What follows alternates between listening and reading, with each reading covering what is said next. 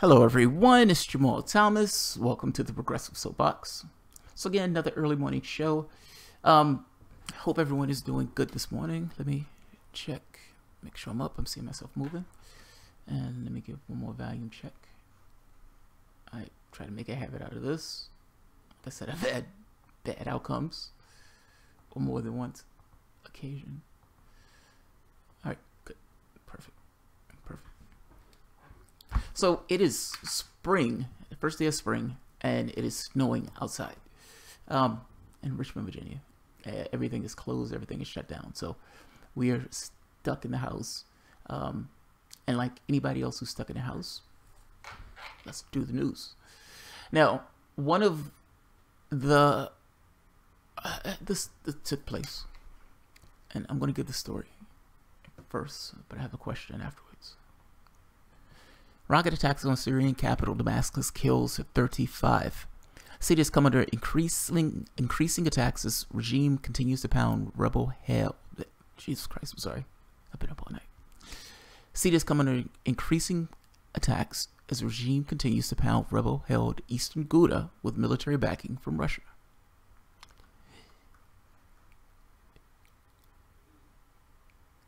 Rockets fired on the market in the government-controlled area of Damascus, killing 35 people and wounding more than 20 Syrians, state-run media has said.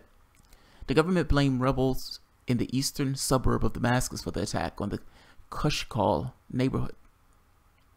The capital, seat of President Bashar al-Assad's power, has come under increasing attack from governmental forces as they continue to pound rebel-held Ghouta with military backing from Russia. With government forces tied up in the offensive of the eastern Ghouta, ISIS militants sieged neighborhoods on its southern edge, forcing the government to rush reinforcements. ISIS militants captured the neighborhood Qadam late Monday, a week after rebels had surrendered it to the government. At least 36 soldiers, pro-government militiamen, were killed in the clash, according to British-based Syrian Observatory for Human Rights. It said dozens more were captured or wounded.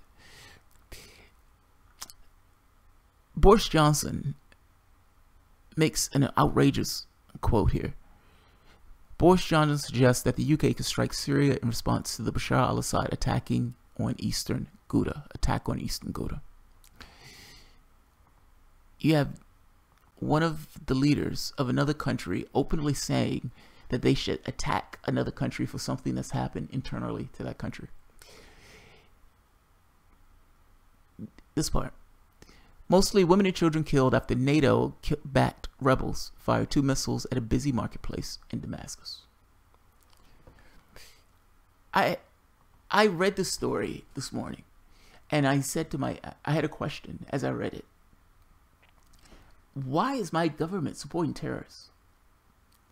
Like, honestly, why on earth is my government supporting terrorists? I mean, literally, the NATO-backed troops, that's us backing them up. That's us. Essentially supporting terrorists who are trying to take down a government in Syria. I can't help but ask that question. Why on earth is my government supporting terrorists? And I ask that question because shouldn't it be asked? Like, as a person who's a part of a country, and as the people of that country, we're supposed to hold the government accountable, shouldn't we ask that question? Why is the blood and treasure being put into resources, being put into supporting terrorists, taking down another country? That question should definitely be asked. Because the moment that you said the word terrorist, it becomes difficult to continue. It's like, wait a minute, what do you mean we're paying terrorists? That seems to be the most natural reaction in the world to have after saying that statement, that the U.S. government have been supporting terrorists trying to take down another government in Syria. The NATO-backed troops or the NATO-backed rebels are attacking government installations because they are terrorists trying to take down the actual government of Syria. Do you know when we attacked when we killed those 100 Syrians, we were protecting NATO-backed rebels. Again, they call them NATO-backed rebels. For all intents and purposes, they are terrorists trying to destroy the government of Syria. This is not a defense of Bashar al-Assad. Bashar al-Assad doesn't factor one iota into this. This has everything to do with my responsibilities, our responsibilities, from the standpoint of the United States government. There are no barbarians at our gates. What is the military, or what is the justification for us, legally, to be in that country? These are questions that should be asked. These are questions that should be bantered about in the press and in the media. For whatever reason, they're non-existent, but they should be there. Should we instigate ourselves into a conflict in this way? Because mind you, for all of the protestations that Boris Johnson is making, we've been inflaming that situation by sending weapons and military men, or I should say, essentially paying terrorists to go into that country and invade that particular country in order to undermine that particular country. These guys are putting on a theater. They understand that their public, most of the public, doesn't necessarily know that. So they can get up there, they can bash Russia, bash Syria on how horrible and evil they are. They can downplay the number of terrorists that are in those regions that they're talking about. They can do all that. They can do all that.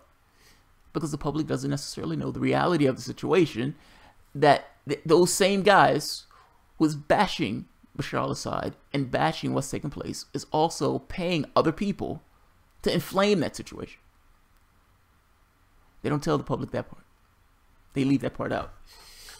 I ask the question again, why on earth, with the homeless population the way it is, with wealth inequality the way it is, with people not having access to services, whether you want to talk about healthcare or education, why on earth are we spending as much money as we are instigating ourselves into all of those regions of the world, and what is the legal basis that the President of the United States is using to do so?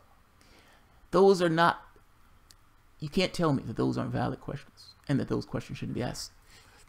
Yes, I don't like necessarily seeing stories of women and children getting killed and blown up in rocket fire, but this has nothing to do with that. They have a war. If Bashar al-Assad, I understand he may be a horrible guy. If their country wants to get rid of Bashar al-Assad, then their country can get rid of Bashar al-Assad. I don't need to have any part of this particular, this arrangement. We have our own affairs to tend to. They're not on the border of North Carolina. They're not within our sphere of influence, or at the very least should not be within our sphere of influence. I don't quite understand, A, the legal basis that we're there. That's the first part. B, why we're paying terrorists to take down another sovereign state. And C, how has it turned out prior? How has it turned out? Do you believe our works in that part of the world has been to the good of that particular part of the world for the rest of the world at all? Libya was set ablaze using the basis of humanitarian reasons, but it had nothing to do with humanitarian reasons. It had everything to do with the resources of Libya. But I'm making a point. Even under those terms, even given those terms of humanitarian reasons, how did it turn out? Is it a fucking awesome place to be and to live in at this point now that NATO forces destroyed that particular country? No, it's not. And they're using the same justification and the same tactics that they used in Libya on Syria. Pay terrorists to undermine that particular government, stir up a fuss, and then come in and says, we're protecting the people who are uprising against this vile and vicious and evil Gaddafi who was going to cut heads off and eat babies. Come to find out, it was for resources. They wanted his gold. They wanted the oil. WikiLeaks. Good fucking job, WikiLeaks. Look, my main point is, should we be spending our time and our resources with all of the other issues that plague us doing this? Instigating ourselves in one nation after the next. And please understand, this is in Damascus. And Russia has already said that it is willing to strike in order to protect Bashar al-Assad. We should not be there. That's the first point. We don't have a legal basis to be there. And a second point, this could start a larger war. That is their sphere of influence. That is not a sphere of influence. And yet the United States still believing it's a unipolar power. Or yeah, a singular power. Just the only superpower, or the only power in this particular world. They're playing the game as if the game has been won. They have nuclear weapons. They have hypersonic nuclear weapons. And whether or not the United States has some kind of secret technology to take them down, I don't care. It gets us to the point where we're escalating a conflict. I don't know about these mythical weapons to take them down. I don't know the mythical weapons that Russia may have in their back pocket. I don't know. I don't want to know. That's kind of my point. We're inching closer and closer to oblivion. They have moved that clock to 2 minutes to midnight, 2 minutes to oblivion. Look, just pay attention to what your government is doing. Pay attention to what your government is doing.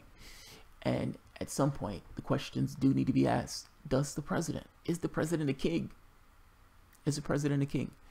And should we be instigating ourselves into one conflict after the next, after the next, after the next? $21 trillion. And what do we have to show for it? What do we have to show for it? So the roads are crumbling, don't have free healthcare, don't have education. I mean, you can go down the list of things that we're lagging behind with regards to the rest of the world. And yet, $80 billion can be spent on a whim in order to increase the military budget. I'm asking, what is with the priorities? And should the priorities be organized in the way that the priorities are organized? So I'm not going to keep this one too long. I have a few that I want to do. 2 minutes to midnight. Great Iron Man song. Yeah, it may be a great song, but unfortunately it's fucking true. So I am going to end this here. All right, guys. If you enjoy the content, feel free to share, like, subscribe, and of course, you can always support through Patreon. Thanks, everyone.